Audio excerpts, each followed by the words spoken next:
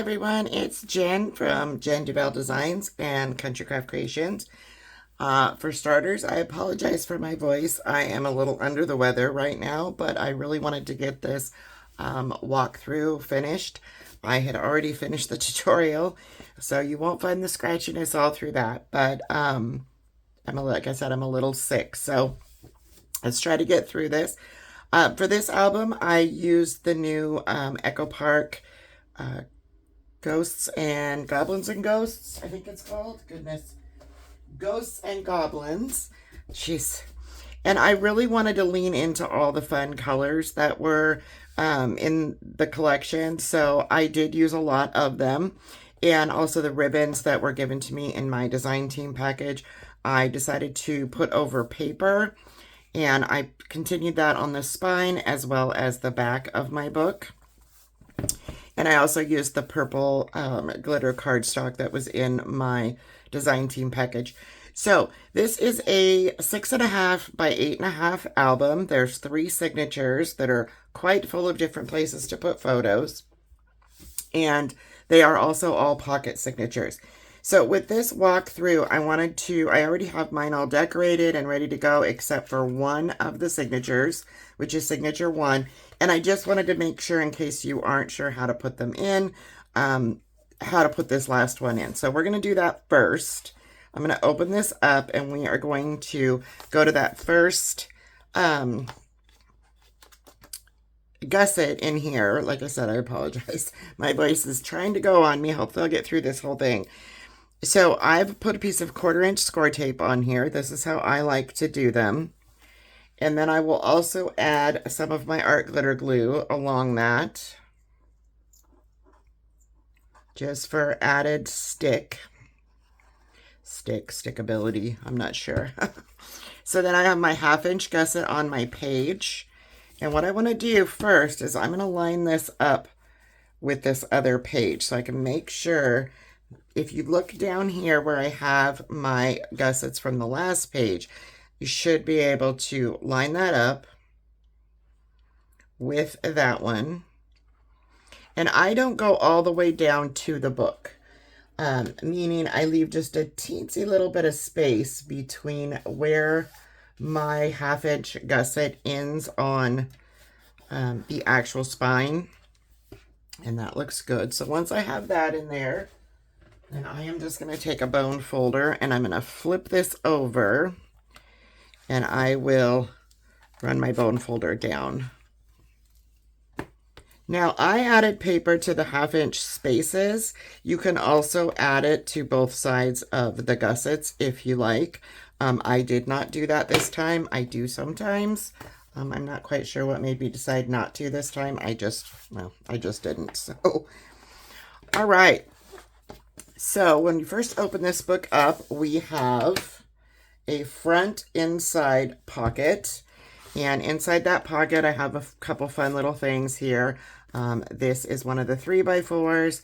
And then I usually do my photo mats that go on my inserts at the end, so I can use scraps and stickers and really utilize what I have left of the paper. So this is a 5 3/4 by 7.5. All the corners were rounded, and I did use white 65-pound smooth and black artisan throughout my album here. This first signature, it's a cute little ghost place for photos there. This does have a magnet in here, here and also down here at the bottom so that you can put something in there. This is actually a little tuck spot here. And I have one of the stickers down there, and then this opens this way as well. There's a pocket here. You can't tell when this is closed that that's a pocket, but there is a pocket here. And then we have this fun 4.5 by 7.5 photo mat that fits right inside of there. That cute little house with from the stickers. I just love that. It was so cute.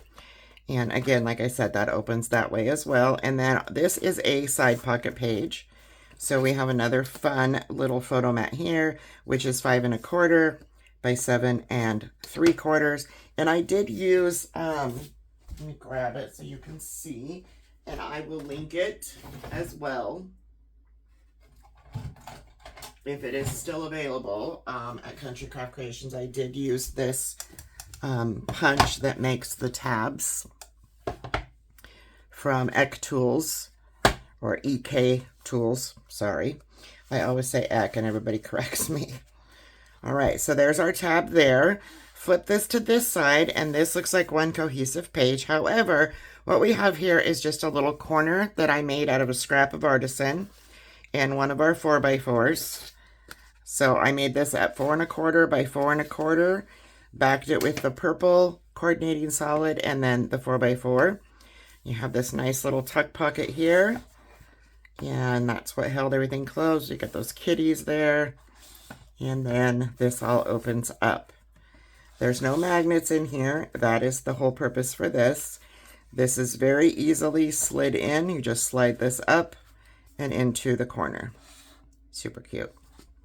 All right, so for signature 2, I need to add a little more glue to that. It doesn't seem to be sticking very well where I just added our last page. So I'm going to go in there and add a bit of glue to that. I feel like it's not sticking good enough for me. Might actually just stick a clip on there for now. All right. So signature 2 is a top pocket page. And again, we have another one of these fun 5 1/4, 7 3/4. And it's white, 65-pound smooth on the back. The tab is at the top. I added some of the stickers. And again, like I said, I like to use my scraps and leftovers when doing my photo mats so that I can use a lot of that paper up. And that just slides in the top. And this is a super fun page. And I will tell you, when you get to the tutorial, this can be a little bit tricky, this style. So you got to make sure that you put, I had to go back in and add Scotch tape to my gussets across underneath here, just the length of this, because otherwise this sliding mechanism kind of sticks.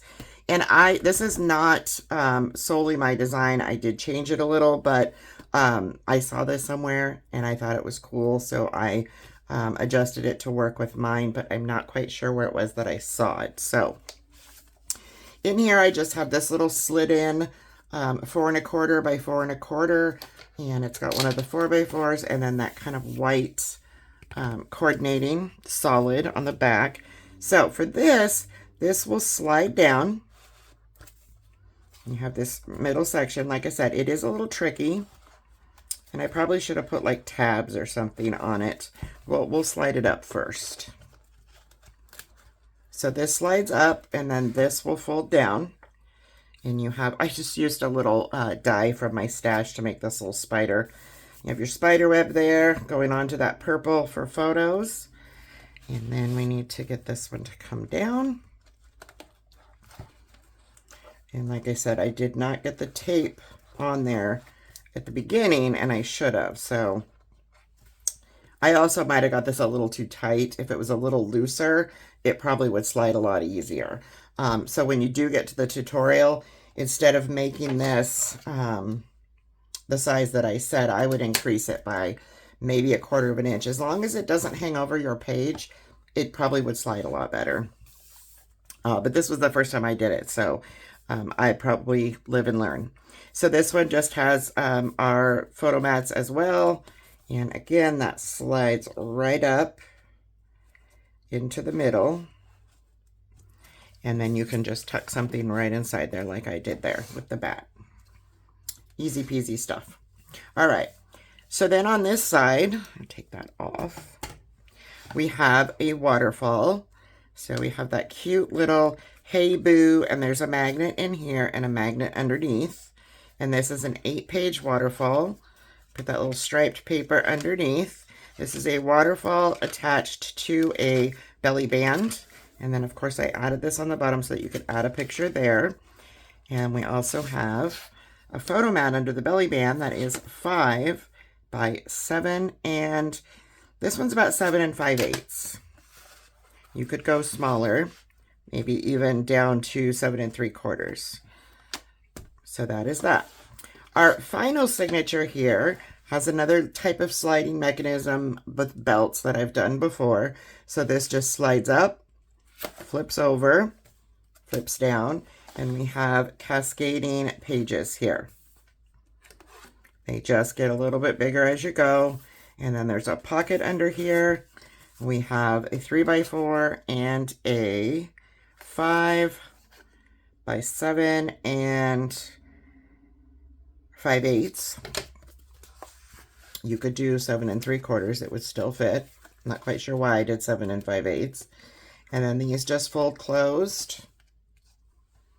And this will slide right over the top of that. Super fun. This one is another side pocket. And our cute little skeletons. I just love the stickers. 5 1/4. And this one is 7 3/4. And that just slides in that side pocket page. And if you find that your pages get a little sticky once you get them in there, you can always run a flat bone folder or your ruler up inside of there just to smooth everything out so that your inserts slide in better. Just a quick tip. All right, on this back side, we have 2 vertical pockets. The larger pocket has a photo mat that is 5 1/4 by 7 3/4. And then we have a smaller one here with one of the 3x4s. I used the orange on the back. And our back pocket, we have this fun little 3x4 popped up on Black Artisan on the pocket with a couple of the tags from the ephemera and that fun dot ribbon. And then we have our last photo mat, which is 5 3/4 by 7 1/2. And that slides right in there. And there are room in these pockets to add more. You could put a photo in this pocket instead of the tags. There's a lot of fun things you could do with this. And you could also use this style to make any album. It doesn't necessarily, if Halloween's not your thing, you could do this as a Christmas album, memory album. It's just a really fun album to do. And like I said, going back to this, so I made my sliding mechanism when I wrapped it around the band. You will see in the tutorial, I did mine where it was 5 1/8. I would increase this to the full 5 1/4 on the top. So this slides a little easier. It might be a little bit loosey-loosey, but it's better than it's sticking. And that may help. It may not help. I don't know. Like I said, this is the first time I've done this one. So that is my album. I did use a ribbon closure with this orange ribbon that was in my design team package and is linked below. And that is just underneath the front and back cover.